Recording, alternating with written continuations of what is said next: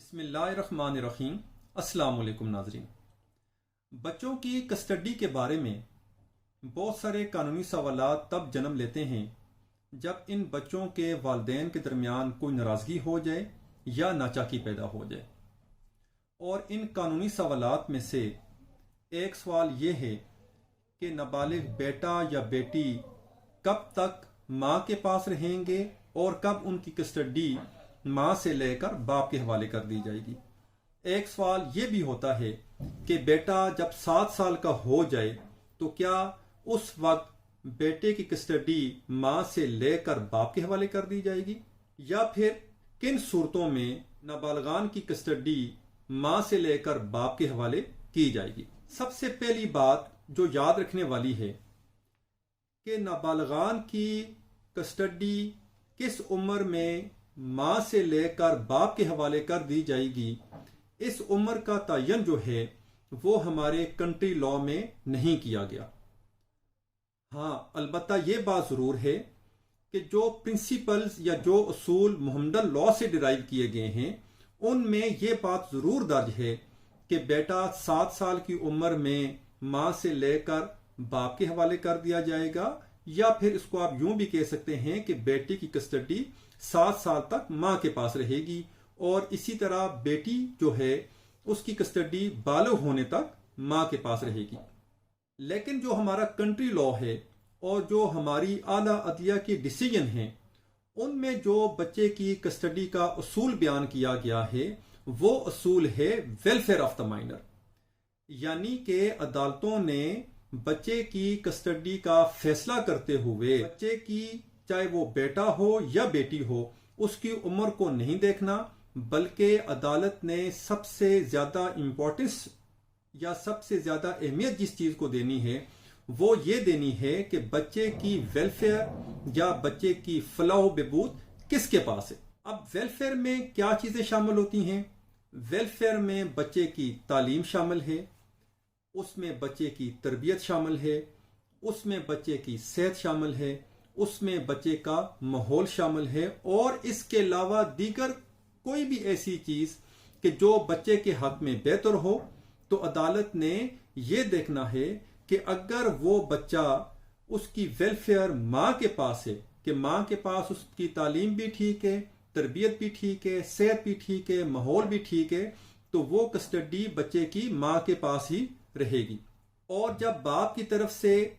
Custody का जो petition, जिसको दरख्वास्त आप कह सकते हैं या उर्फ आम में दावा कह सकते हैं, जब ये दावा दायर किया जाता है या जब ये पिटीशन या दरख्वास्त हिजानत दायर की जाती है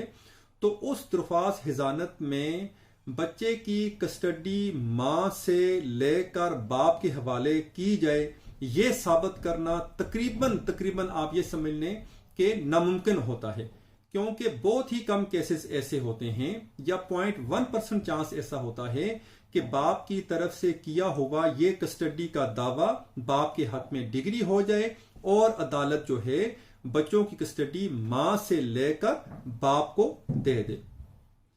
अब आपका अगला सवाल ये होता है कि जब बच्चों की कस्टडी की जो पिटीशंस हैं या दरख्वास्त हिजानत है या उर्फ आम में जो दावा है बच्चों की कस्टडी का,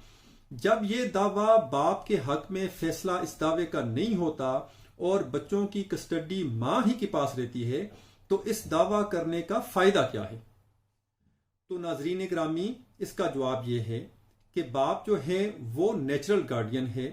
बाप को उन बच्चों से मिलने से या बाप को उन बच्चों से मुलाकात करने से दुनिया की कोई ताकत नहीं रोक सकती। और हमारे कानून में भी जब कस्टडी की पिटीशन दायर की जाती है या कस्टडी का उर्फ आम में जिसको आप दावा कह लें वो दायर किया जाता है, तो इस पिटीशन या दरख्वास्त हिजानत का फैसला करते हुए अदालत अगर उस पिटीशन को यानी कस्टडी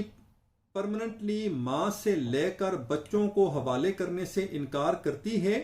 तो उसके साथ साथ अदालत एक विजिटेशन शेड्यूल भी जारी कर देती है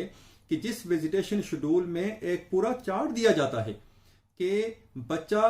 किन किन दिनों में या किन औकात में, हफ्ते में कितनी बार, महीने में कितनी बार बच्चा जो है बाप से मुलाकात करेगा या बच्चा बाप के पास रहेगा। मिसाल के तौर पर उसमें आम तौर पर यह होता है कि हफ्ते में 1 या 2 दिन बच्चा जो है वो बाप के पास चला जाता है। इसी तरह जो गर्मियों की छुट्टियां आती हैं, अगर 2 महीने की छुट्टी है तो उन 2 महीनों में 15 या 20 दिन ये ऑर्डर किया जाता है उस विजिटेशन शेड्यूल में कस्टडी की पिटीशन का फैसला करते हुए कि बच्चा 2 महीनों की छुट्टियों में से 20 दिन या 25 दिन बाप के पास रहेगा। सर्दियों की छुट्टियों में अगर 20 दिन छुट्टियां हैं तो 20 दिन में से हफ्ता या 10 दिन बच्चा बाप के पास रहेगा। इसी तरह अगर ईद आती है तो ईद के एक दिन बच्चा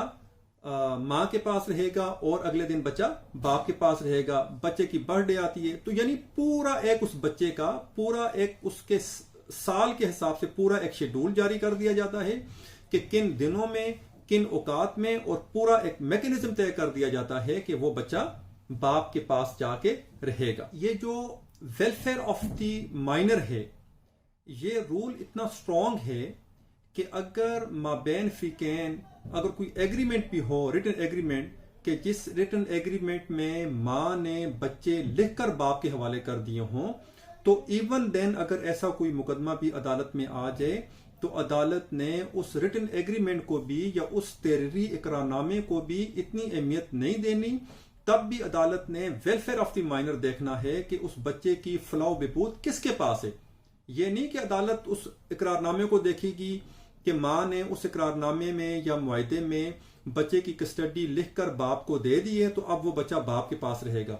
अदालत ये चीज नहीं देखेगी, बल्कि अदालत तब भी ये देखेगी कि उस बच्चे की वेलफेयर जो है वो किसके पास रहने में है। अगर उस बच्चे की वेलफेयर, उसकी फलाह बहबूद माँ के पास रहने में है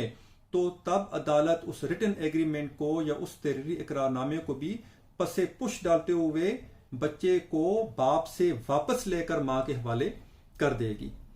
और दूसरी बात कि जो बाप है उसको माँ से बच्चे की कस्टडी लेने के लिए एक्स्ट्रा ऑर्डिनरी केस साबित करना पड़ेगा और उसको अदालत में ये साबित करना पड़ेगा कि अगर बच्चा माँ के पास रहा या बच्चे की कस्टडी माँ के पास ही रही तो बच्चे की वेलफेयर को शदीद नुकसान है। जैसा कि मैंने हाई कोर्ट की एक जजमेंट में पढ़ा था कि वो शायद उन चंद फैसलों में से एक फैसला है जिसमें बच्चे की कस्टडी माँ से लेकर बाप के हवाले कर दी गई थी, और वो ग्राउंड ये था कि जो उस माँ के भाई थे या उस माँ का जो वालिद था यानी बच्चे का मामू और नाना, वो मंशियात के केसेस में मुलव्वस थे और मंशियात के केसेस में उन दोनों को सजा भी हो चुकी थी। और बच्चा जब स्कूल आता जाता था तो बच्चा उस नाने के साथ और मामू के साथ स्कूल आता जाता था और उनके ही ज़ेर निगरानी या उनके घर में ही रिहाइश पजीर था, जिसकी बिना पर अदालत ने बच्चे की कस्टडी माँ से लेकर on the ground of welfare of the minor कि बच्चे की फलाह में ये चीज़ नहीं है कि वो ऐसे अशखास के पास रहे कि जिनको मंशियात के जराइम में सजा हो चुकी है, तो इस ग्राउंड पर बच्चे की कस्टडी माँ से लेकर बाप के हवाले कर दी गई थी। आखिरी बात कि जो रूल है जो ममडन लॉ से लिया गया था कि एज लिमिट वाला कि 7 साल हो गया बेटे की सूरत में और बेटी की सूरत में बलूगत, तो ये रूल जो है ये पाकिस्तानी अदालतों में इस रूल की जगह जो रूल एप्लीकेबल है या जो रूल काबिल अमल है या जिस रूल पर अमल किया जा रहा है वो रूल है वेलफेयर ऑफ द माइनर। तो अदालत ने बच्चों का फैसला करते हुए, बच्चों की कस्टडी के बारे में कोई डिसीजन करते हुए, अदालत ने बच्चों की उम्र नहीं देखनी, बल्कि अदालत ने यह देखना है कि उन बच्चों की फलाह बहबूद किसके पास रिहाइश रखने में है। आपके कीमती वक्त का बहुत शुक्रिया। अल्लाह हाफिज।